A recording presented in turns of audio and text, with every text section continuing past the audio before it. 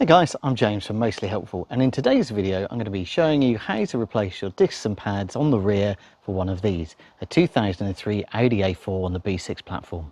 This is the 3 litre model, but it's common across the range, and this applies to 1.8s, diesels, all of them. So let's get straight onto it.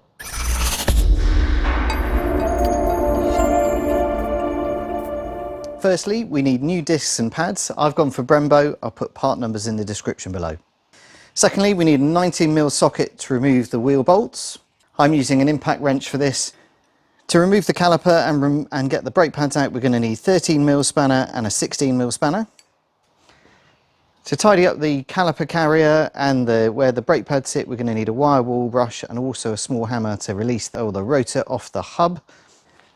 To wind back the caliper, we're going to need a brake caliper wind back tool. To install the new pads, we'll need copper grease and some brake disc cleaner. Once everything's back together, we'll need a torque wrench and a 13mm socket on an extension. And finally, not forgetting safety, we need some hand protection and some eye protection.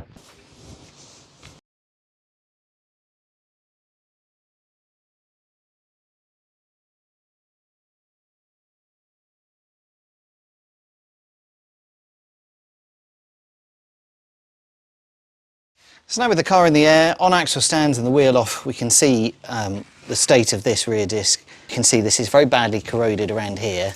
It's quite badly scored. The pads are quite low, and I know from doing the other side of the car that the other side of this disc is likely to be more corroded. But before I do anything, I really want to get rid of all this dirt. I haven't ever seen a car with this much kind of debris on it.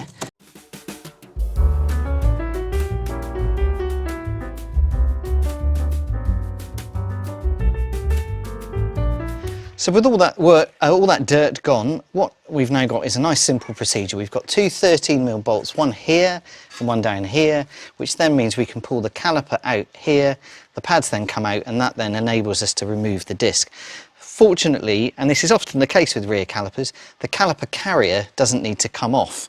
That's really good because those bolts are typically done up super tight, and this thing should just pull out and slot out. So let's see how we get on. There's not much space here to get a ratchet on or a breaker bar, so what I did on the other side was I just got my 13mm spanner and I just gave it some gentle taps with a hammer here just to get it underway, and then I've got a ratcheting spanner and then the same underneath. Quite like my spanners, so I don't want to break them. There we go. And then you can get a ratcheting spanner on like this here. Okay. There we go. And then it's going to start spinning. Unfortunately, my mic died at that point, but what I was going to say was that the caliper slide pin starts spinning, and that's where you put your 16mm spanner on it, just to hold it while you undo your 13mm nut with the ratchet spanner, as I'm showing here. So that very quickly comes out, that's no problem, and we'll move straight on to the next one very shortly. Here it is, and exactly the same at the bottom, 16mm spanner on that caliper slide pin, 13mm, in this case ratcheting spanner at the bottom. Access is a little bit hard, a bit tricky to see, but again, both should come out nice and easy. They've got lock stuff on the threads, but once you're through that, it's nice and simple. So out those bolts will come, here they are, and then what we need to do is remove the caliper. Now, because the handbrake mechanism is here at the back, even though the handbrake is off, that caliper isn't coming out easily. Unlike in the front, where you can push the pistons in, with these you can't do that. So the next step for us is to lever that off. So I'm just going to use a very simple flathead screwdriver. I'm just speeding up the film here, but in short, just being gentle, even though I'm not going to use this disc again, and I'm just levering that caliper off. And I've got a plastic box there ready to hold the caliper once it comes off. But as we're about to see, it's not quite tall enough. There I am, just propping that caliper up a little bit further and pulling this outer brake pad off. As you can see there, it's pretty ropey. These are original Audi pads though, and there's a little bit of life left in them, but not much, so definitely time to get them replaced. I was struggling a little bit with this one at the back, and in struggling I actually released the disc off the hub, so there wasn't the need to use the hammer that I referenced at the very beginning. And as you can see, that is then just a case of pulling it towards you from the leading edge, and then out it comes. And as you can see, as predicted on the back, it's very rusty. There's probably only 50% of the surface being used for braking and the rest is rust. So absolutely the right thing to be doing, replacing them. Again, original Audi disc. Don't know if that's been on there for life or not. I'm not sure. That rear pad then comes out a bit more easily. It's still a bit of a struggle, to be fair. Again, they're wearing, both pads are wearing very evenly, so I'm not concerned about the caliper action. And a test of those slider pins shows that they're moving really nice and freely. So before we do any caliper pushback, what we need to do is go in under the engine, take the lid off the brake fluid reservoir and make sure that we've got a cloth there in case anything spills out. Got to keep an eye on this while we do the job to make sure that that level doesn't flow over, but if it does, there's a cloth there just in case. With the lid removed from that brake fluid reservoir, we can then enables us to push the piston back, and it's time to introduce the piston wind back tool. This is a Draper unit, a Draper 179. Big shout out to my brother who lent this to me a few years back and doesn't need it or hasn't asked for it back. Mark, if you're watching, let me know if you want it back. And this tool has two pins on the end that interface with these cutouts in the piston face. There are the two pins, and they fit into those holes on the piston nicely, and that enables you to rotate the caliper, rotate the piston, which winds it back in, and that's all part of the self-adjusting handbrake mechanism. I've learned recently that on Audi A6s rather than A4s, you need Vagcom or Carista or something like that, because winding the piston back on those models is done electronically, which is interesting. But here we're sticking with pure mechanical, so all we do is get this adjusted in, get it slotted into the piston with those pins, and start using a ratchet on it. Now I'm using a 15/16 socket on this one. That's just the one I had most conveniently, but it's a 24mm basically. Now I really like this tool because you can run it with a ratchet. Some of the cheaper windback tools have just got a bar on it that you do by hand, and this one wasn't too stiff, but I've definitely had it on cars where it's been super stiff and you really need to put a lot of effort into them to get them to start turning, certainly the early stages. So just a couple of turns on this to get it wound back in. Just what we're doing is creating enough room to allow the fitting of new pads which are wider.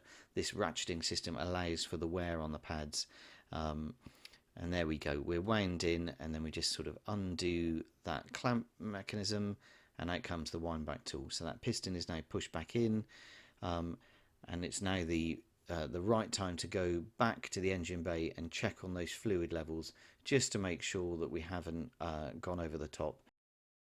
I'm just touching the top of the fluid level there with this syringe, and that is too high, that is above the max line.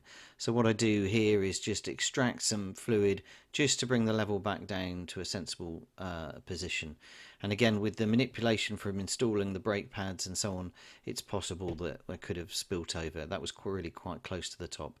So out comes 5mm in that syringe, and then there's another syringe going through as well, so 10mm taken out just to bring it back down to the level. Back under the car then, and just clearing up where the pads are going to sit with this wire brush, just to make sure any rust and debris is gone and to give them the best chance of being seated properly. Then again on these slider pins, they were moving nicely earlier, but I've just wanted to pull them out and check them, and as we can see here, they've still got plenty of grease on, so full marks to whoever did the rear brakes on this car in the past. They've greased up those pins nicely.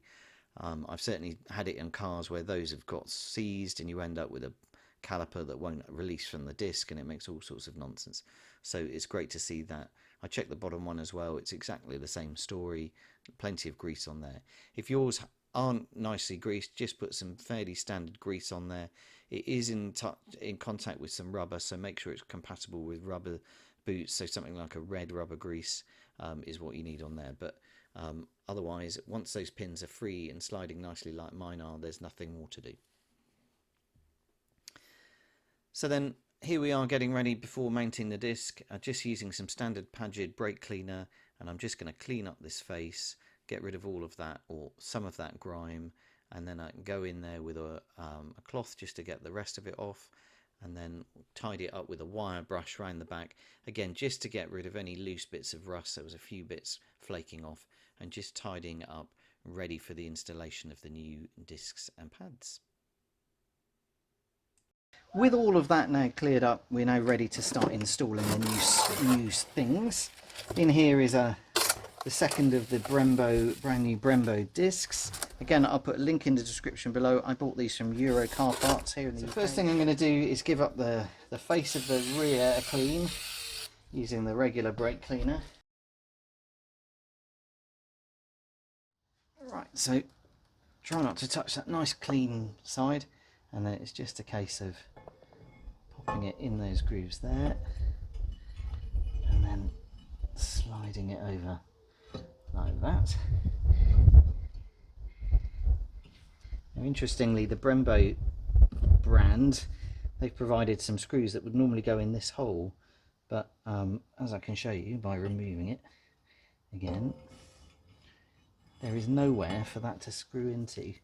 There is no hole for it to go into, so they just sort of sit loose, and then when the wheel nuts are tightened up, that's what tightens up the disc onto the housing. So then disc on, and then time to give that front face of the disc a clean.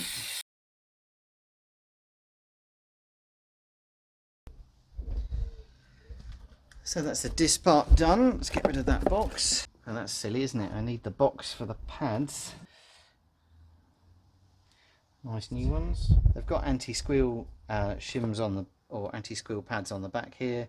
So all I'm going to do is put a very small amount of copper grease just here on these running edges that sit here.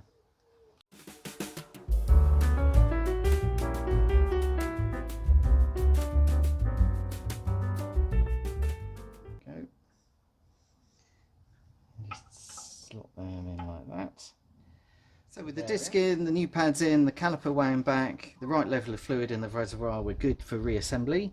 Let's just lift this up and then slide it back over. Go.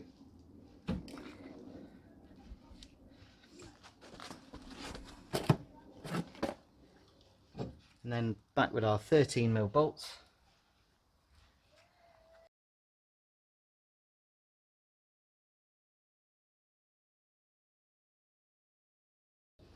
So with those caliper bolts tightened up, the next thing to do is torque them up. I've been so busy filming that I didn't look in the box of bits that came with the brake pads, and look at that. I've got some caliper bolts anyway. So I'm just going to whip those ones off, put these bolts on, and then I've got new bolts as per the correct procedure. Really pleased to find those, although a bit annoying I didn't see them sooner. So with those new bolts installed, let's see if we can get the torque wrench on them. Let's see if we can get them torqued up, unlike the previous slightly rusty ones. See if it makes a difference.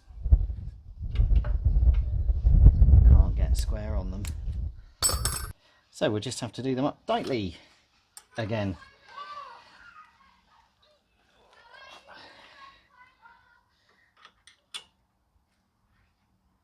There's our new bolts there, and where is it? Down there, nice shiny one. There we go. Much nicer.